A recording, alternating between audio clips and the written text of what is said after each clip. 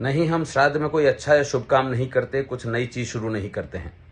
नमस्कार दोस्तों, मेरा नाम हिमांशु जोशी है और मैं बड़े ही आग्रह से आपसे पूछना चाहता हूं कि क्यों नहीं करते हैं। क्योंकि वंश परंपरा से आप ऐसा सुनते आए हैं कि नहीं, पितृपक्ष है, पितृपक्ष में लोग पितृ आते हैं तो कोई भी शुभ काम नहीं करते। किसने कहा आपसे ये? आप एक बार थोड़ा सा शांति से बैठकर सोचिएगा इस विषय पर कि अगर आपके जो पूर्वज हैं उन्हें ये पता चले कि आपने कुछ नया किया है ना, संपत्ति में अभिवृद्धि की है या कोई आपने चीज खरीदी है, सुख साधन खरीदे हैं, तो खुश होंगे कि दुखी होंगे? वो जब थे वो और आप एक कार खरीदते थे तो खुश होते थे कि दुखी होते थे?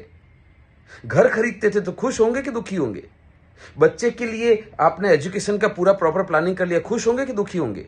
अपने रिटायरमेंट के लिए प्रॉपर प्लानिंग कर लिया, खुश होंगे कि दुखी होंगे? अपने पूरे परिवार को आर्थिक रूप से सुरक्षित कर लिया, खुश होंगे कि दुखी होंगे?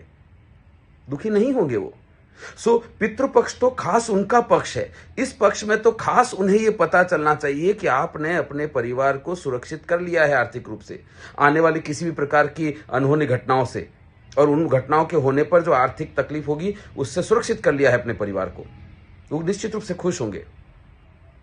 इसको दूसरे तरह से भी समझिए कि अगर वो लोग भी प्रॉपर फाइनेंशियल प्लानिंग कर रहे थे अपने जीवन में, और जब वो देखेंगे कि नहीं आप भी कर रहे हैं, इंतजार नहीं कर रहे हैं, टाल नहीं रहे हैं निर्णयों को, अपने परिवार को सुरक्षित रखना आर्थिक रूप से ही आपकी पहली प्राथमिकता है, तो उन्हें समझ में आएगा ओके, उन्होंने जो परंपरा शुरू की थी परिवार को आर्थिक रूप से सुरक्षित करने की, आप उसको आगे बढ़ा रहे हैं, खासतौर से पितृपक्ष में। अच्छी बात है, खुश होंगे वो।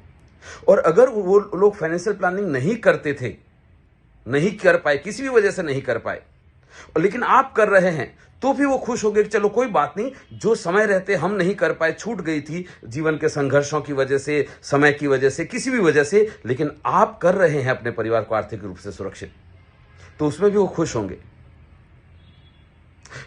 आपके पूर्वज, आपके जो पितृ हैं, उन्हें खुश करना है ना इस पक्ष में, तो निर्णयों को टालिए मत। आपके बच्चे का एजुकेशन, बच्चे की शादी, मेडिकल इमरजेंसी, रिटायरमेंट और अनफॉर्चुनेट इवेंट, ये 5 घटनाओं को होने की स्थिति में कोई भी प्रकार की आर्थिक तकलीफ न हो, उसके लिए तुरंत अपने आप को सुरक्षित करना पड़ेगा। मुझे नहीं, अपने इंश्योरेंस एडवाइजर को कॉल करिए अभी, और अपने पूर्वजों को मालूम होने दीजिए कि आप निर्णय को टालते नहीं हैं, प्रायोरिटी पर रखते हैं, प्राथमिकता पर रखते हैं। कॉल करिए अपने एडवाइजर को अभी।